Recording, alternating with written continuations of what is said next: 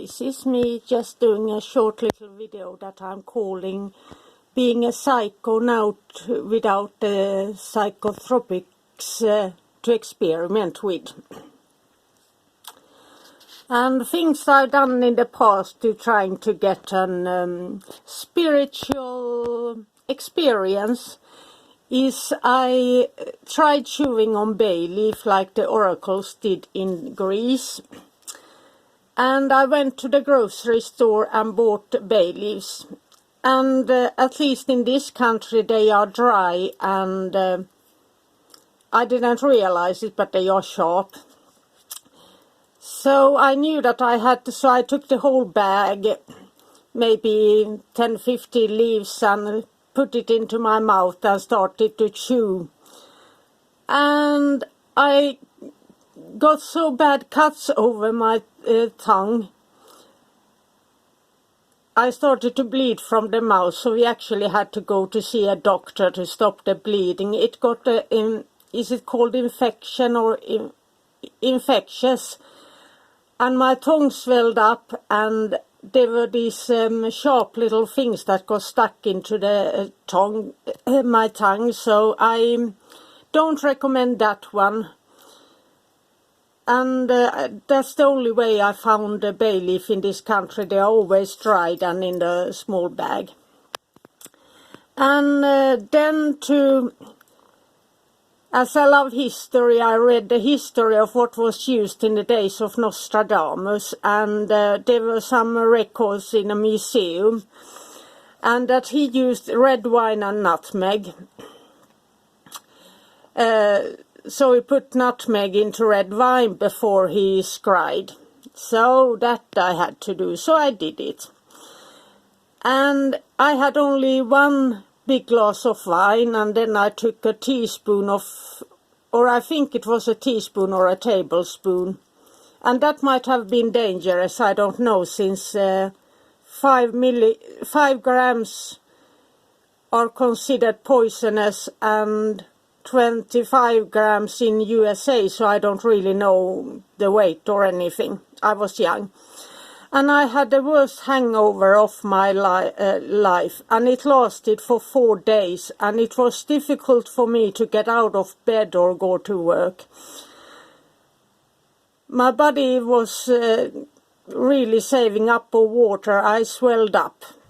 I was young, so my ankles didn't swell usually, but my ankles, my fingers and my face, I got puffy face and difficulties to go and pee, and itchy throat, and I felt so tired and heavy. I felt like I was a stone, and just the effort to get from lying down to sitting up felt horrible.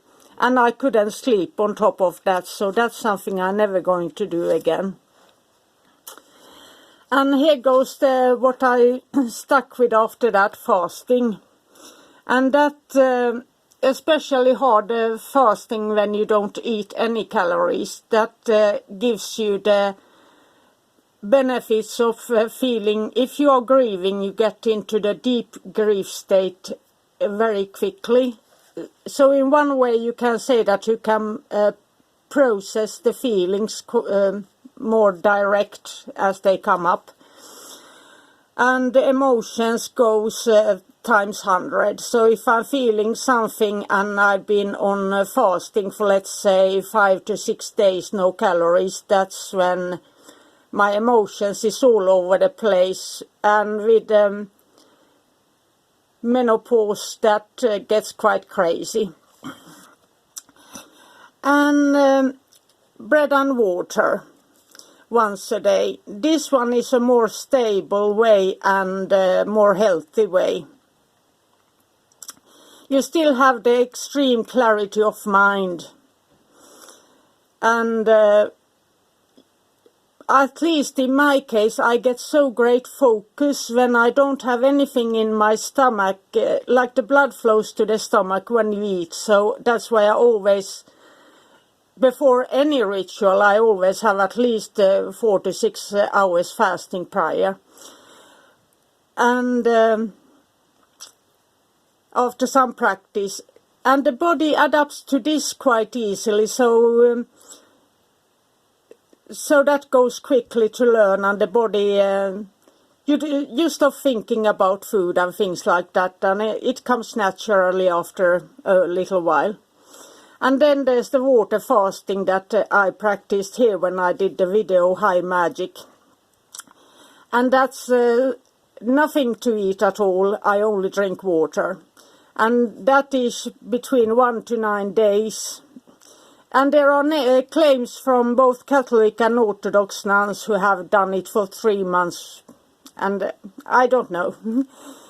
And this is, when I have pain, let's say deeper emotional shadow work, that's where I always go into this to face the shadows, since everything gets intensified and you really get down into the underworld and the shadows, and you can get high up as it feels like you are on a trampoline, that you jump down and then you get to shoot up and you up and down, so it's like climbing a ladder with a to ascend and descend. And there's the high emotional changes. I can shift emotions within 2 seconds. I can think of a thing and start crying. You can be fearful of a thing and then you suddenly can start to laugh at the fear. So it works very strangely in a way, but you get through the fears and the feelings you have inside at least. And so that's the one I used for the High Magic one. And my doctor is telling me I'm getting too old to do this, so I think I got to try that one meal at sunset. And here are the health benefits. You get weight control, more stable emotions. But many people claim that they feel hungry all the time when they are doing this. So when you eat one meal a day, you still remember what it tastes like and you don't get out of it. So you might think of food all the time, and that might give you the difficulty to focus. Since when I'm on a water fast for, let's say, 9 days, I know I'm not allowed to eat anything. And I don't taste any food, I don't take a snack, I don't take a breath mint or anything. And in that way I focus only on what I'm doing, so I don't have to think about food or anything.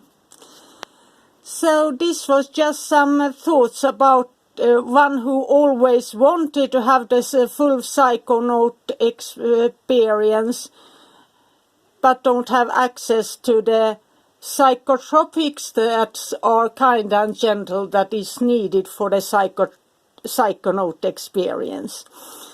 So this was just some thought on that subject, and also the stupid things I've done.